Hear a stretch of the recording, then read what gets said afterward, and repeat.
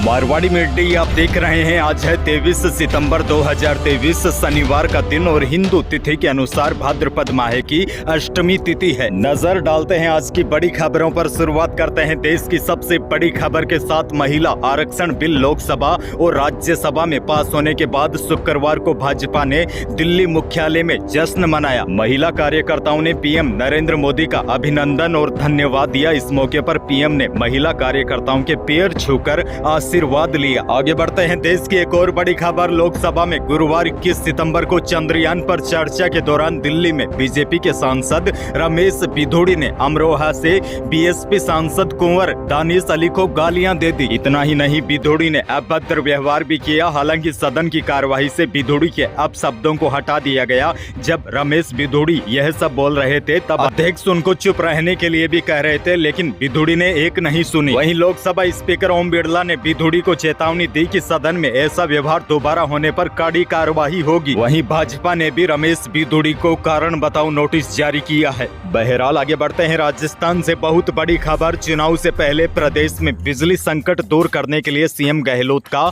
बड़ा फैसला। राहत की खबर यह है, पिछले 4 सालों से बंद पड़ी धौलपुर गैस विद्युत तापीय परियोजना में बिजली उत्पादन शुरू हो गया है। ऐसे में संभावना है कि आने वाले दिनों में लोगों को बिजली कटौती का सामना कम करना पड़ेगा, क्योंकि आपने देखा होगा पिछले कई सालों में राजस्थान में लगातार बिजली संकट गहराया हुआ था, जिसकी वजह से सरकार की भी बिजली कटौती को लेकर जमकर आलोचना हो रही थी। ऐसे में चुनाव के मद्देनजर अब यह फैसला लिया गया है ताकि कम से कम चुनाव से पहले राजस्थान में बिजली संकट खड़ा न हो।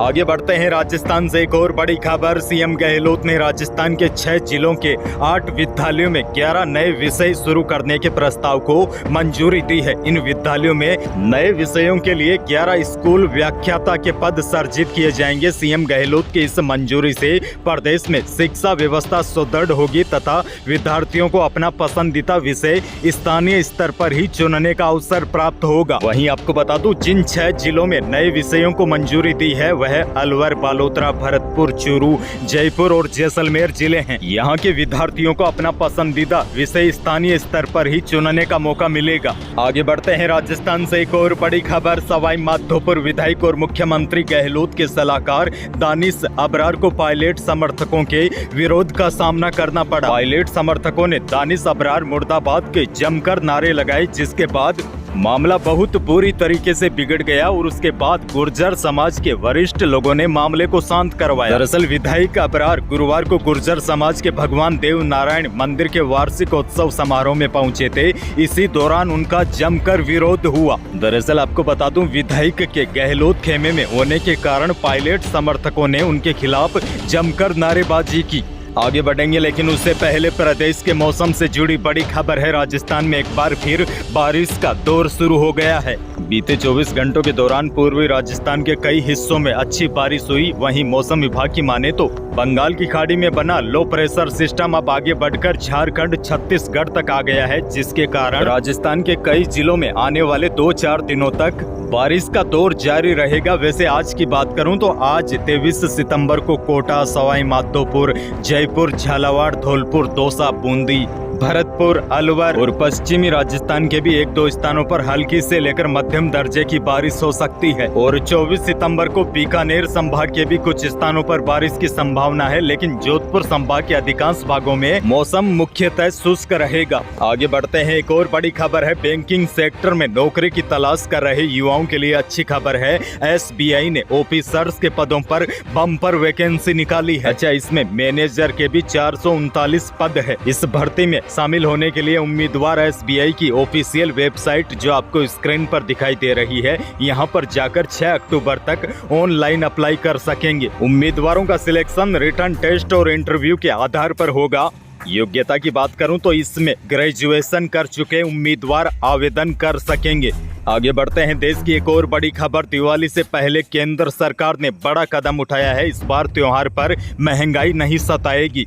बड़ी खबर यह है, अब शक्कर व्यापारियों को हर हफ्ते सोमवार को अपने स्टॉक की जानकारी अनिवार्य रूप से देनी होगी। सरकार ने रिटेल मार्केट में शक्कर की कीमतों को कंट्रोल में रखने और जमाखोरी से निपटने के लिए शुक्रवार को नोटिफिकेशन के जरिए यह आदेश दिया है। यानी कि बड़े व्यापारी अब चीनी की जमाखोरी नहीं कर सकते हैं। चीनी की जमाखोरी और सट्टेबाजी पर लेन देन पर रोक लगेगी।